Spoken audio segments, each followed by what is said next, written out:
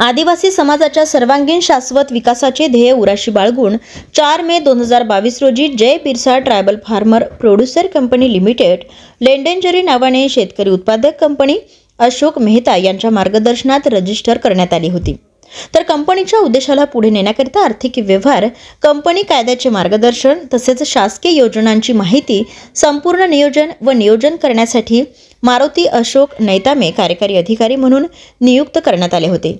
नंतर 2023 मध्ये मारुती नैतामे यांच्या सांगितल्यानुसार मानव विकासाची योजना म्हणून 12 आदिवासी शेतकऱ्यांना 90% अनुदानानुसार केतकी यंत्र म्हणून ट्रॅक्टर योजना मिळून देऊ शकतो, तर मला लाभार्थी शोधण्याकरिता आपली परवानगी हवी आहे।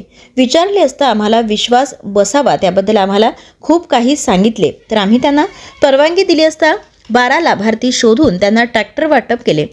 तर 90% अनुदानानुसार 130,000 मध्ये ट्रॅक्टर मिळाला म्हणून एकूण 750 लाभार्थ्यांनी कंपनीकडे 15 करोड रुपये जमा केले। जमा पैशातून नैतामे यांनी शेतकऱ्यांना ट्रॅक्टर वितरित केले, तर उर्वरित 500 लाभार्थ्यांना ट्रॅक्टर मिळाला। उशीर होत असल्यामुळे अशोक नैतामे यांच्यावर दबाव टाकला असता त्यांनी कबूल केले की अशी कुठलीही योजना नाही, तर फसवणूक झाली असल्याने विविध पोलीस स्टेशनमध्ये संचालकाच्या विरोधात तक्रार करण्यात आली। ते आता जेलची हवा खात आहे। मात्र बाकीचे 700 लाभार्थी आहेत त्यांना न्याय मिळण्याकरिता नवीन प्रतिनिधी मंडळ तयार करण्यात आले आहे। त्यांना न्याय कसा देण्यात येईल यावर लाखणी येथील बळगे सेलिब्रेशन हॉलमध्ये सभा घेण्यात आली। मी रवी पाटील नात्रे, राहणार गिरगाव, तालुका वसमत, जिल्हा हिंगोली। तर आमच्या इथे मारुती अशोक नैताम नावाचा एक ग्रस्त आला होता आणि त्यांनी 50%, 60%, ओबीसी असेल तर 60%, आदिवासी असतील तर 90%, बुधारक मराठा समाज असेल तर 50%वर आम्ही ट्रॅक्टर देऊ असं सांगितलं होतं। आणि अशा रीतीने आमच्या गावातून, आमच्या परिसरातून त्याने बरेच पैसे जमा केले आणि इथे येऊन भंडाऱ्याला आम्ही त्याच्या ऑफिसमध्ये चौकशी केली असता इथे बराच करोडो रुपयाचा फ्रॉड झालं। त्याच्या संदर्भात आम्ही कुरुंदा पोलीस स्टेशन, जिल्हा हिंगोलीला FIR फाडलेला आहे आणि इथे त्याच्या नावाने 2-3 FIR आहेत। भंडारा आर्थिक गुन्हे शाखा त्याचा तपास चालू आहे आणि त्या आता सगळे लोक फसल्या गेले, बिचारे आदिवासी गरीब लोक। पण आता ह्याच्यातून काय मार्ग काढायचा, तर त्याच्यासाठी आम्ही सगळे पीडित लोक आता जमा झालो आणि लवकरात लवकर ह्याच्यातून मार्ग निघेल ही मी शाश्वती देतो। आणि काय समस्या? मी जय बिरसा ट्रायबल फार्मर प्रोड्युसर कंपनीचा अध्यक्ष आहे। आमच्या सीईओनी आम्हाला योजनेच्या नावाखाली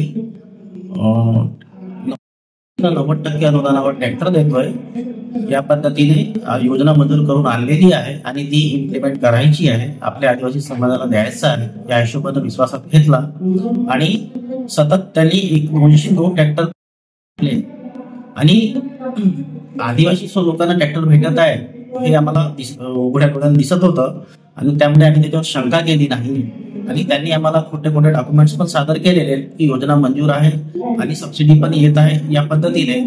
आणि त्या समाजकार्य आमच्या हातून कुठेतरी घडत आहे, या एका लोभापायी आम्ही पण फसल्या गेलो। पण आता जेव्हा आमच्या लक्षात आलं की योजना नाही आहे, फक्त एकूण जमा झालेल्या शेतकरी लाभार्थ्यांच्या पैशातून हा ट्रॅक्टर देतो आहे, त्यानंतर त्याला जेव्हा विचारायला सुरुवात केली तर तो फरार झाला। त्यानंतर त्याला पकडून आणण्यात आलं, आमच्यावर FIR झालेली आणि न्यायिक प्रक्रियेमध्ये संपूर्ण भानगड फसून आहे।